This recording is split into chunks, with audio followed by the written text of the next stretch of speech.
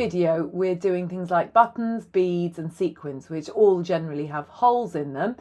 And you need to be thinking about repetition. So try and get more than one of the object or the bead, and try and think about colour and what sequence are you going to put your sequins or your beads or your buttons in. How are you going to sew them? You could also be using chocolate wrappers. These are gold coins, which I've just sewn on. Paper works as well. You can just put your needle through it to create a hole. And here is a selection of different objects and beads that I'm bringing in, but I'd like you to see at home if there's anything that you can bring in, and I'll show you in the next video what sort of objects you might bring in and how you can sew things which don't have holes in them into your fabric. So I've put my embroidery hoop on as normal, and I'm going to use my thread the needle and tie a knot as usual.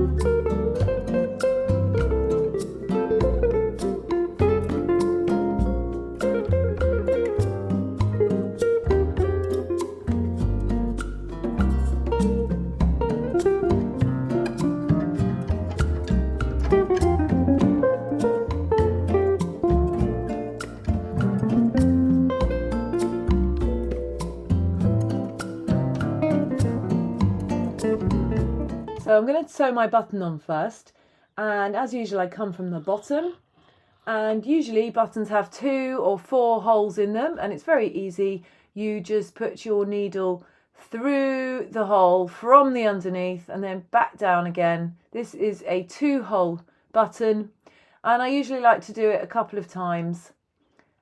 Make sure your thread is anchored at the knot on the other side. Do it a couple of times, so come back in. Sometimes it's a little bit hard to find where that hole originally was, so you have to hold it. It's good for your manual dexterity, and it's better if you are using a smaller hoop. Bring that needle through, pull it through, back down again,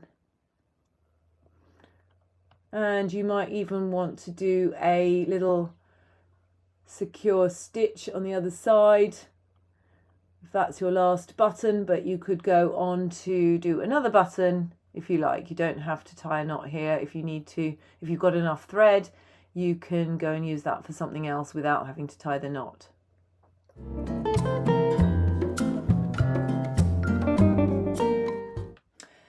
So next we are going to do beads. So you might want to position beads on top of pieces of bondaweb that you've already ironed on, in which case you might find the needle, it's a little bit tougher to get it through, but it should be fine. Beads are easy. You just put your needle through the fabric and then put your needle through the bead and anchor it again, so quite close to the stitch where you originally came up.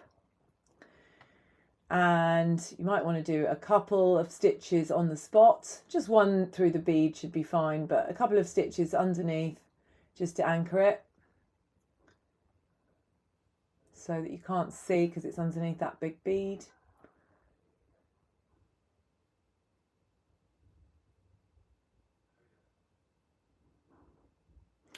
And you might want to think about alternating the colour of your beads depending on what fabric colour you've got underneath. So you could have same shape, different colour, or you could have same colour, different shapes. Another thing you could do is put several beads in a row. So rather than stitching each bead down, you would thread your thread with the beads. I'm going to do an alternating pattern or an alternating sequence of long browny red ones along with short little blue beads here. So what you need to think about then is, going back to pattern, what is your element that you are repeating? What's the sequence that you're going to do it in? And what are you going to repeat, basically?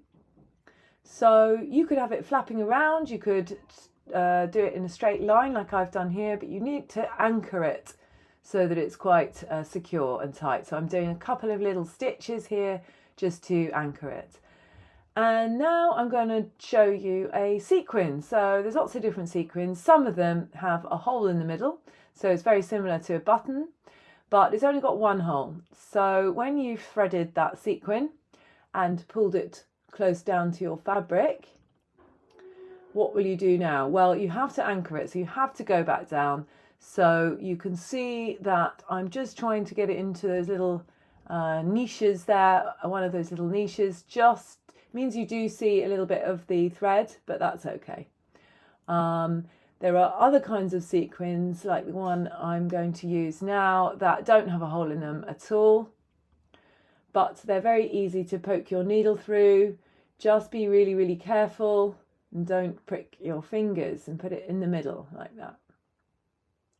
And again, you have to go back down to the bottom of the hoop to anchor it. So I'm just doing a stitch back through the sequin very close nearby, like that.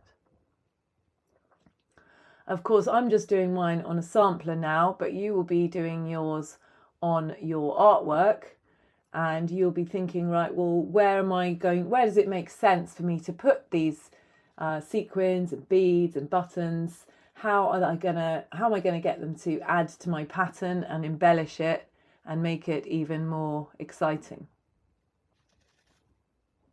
So I'm putting a red star here on the yellow Bondo webbed fabric there. So I could go and find some more red stars and put them on the other yellows. Maybe I could find some yellow stars and put them on the reds. So I'll come back through to the bottom, and now I need to tie my knot. So I'm just using any of the sort of threads that I find on the back to help me tie my knot. And I'm always trying to do a double one.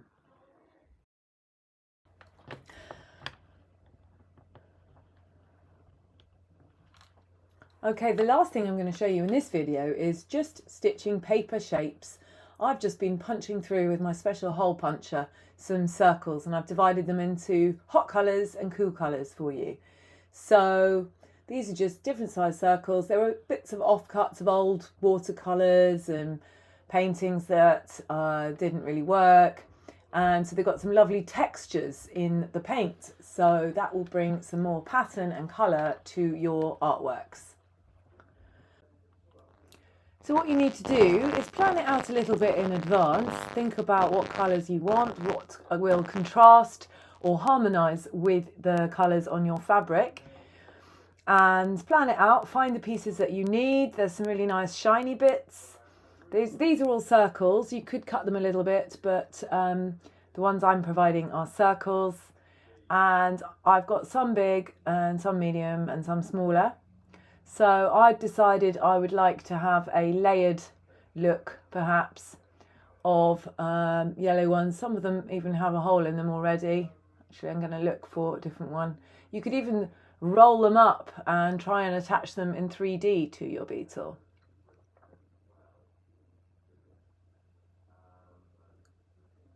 And again, I'm trying the repetition, so maybe these would work well as eyes or pretend camouflage eyes on the beetle, because some of them do have camouflage that look like eyes. So be careful again when you're pricking the hole through the middle of these circles. You might like to do them one at a time. And again, you need to anchor them, but maybe you could anchor them in a fun way, so a really long stitch. And come up through the middle again. So this is quite hard.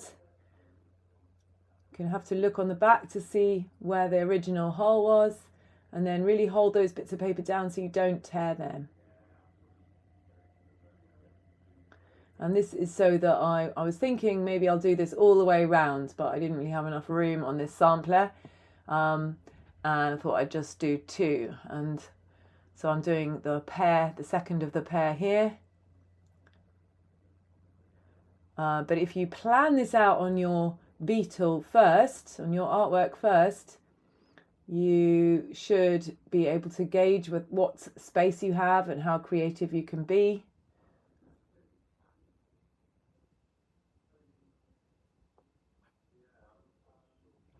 And one thing you really need to be careful of, and this will happen to everyone, is when you haven't got that much thread left, or your tail's really long and it kind of gets caught up in the sewing as well. So you just got to pull it out carefully, tease out which one is the loose thread.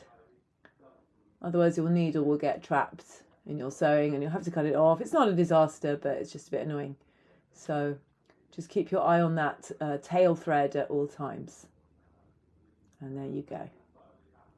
And so this beetle has got some paper shapes on it, just to show you. It's even got the negative space from the paper that I cut out the shapes from. It's got plenty of beads. Here is another one with sequins, buttons, more sequins, curtain hooks, and there you go.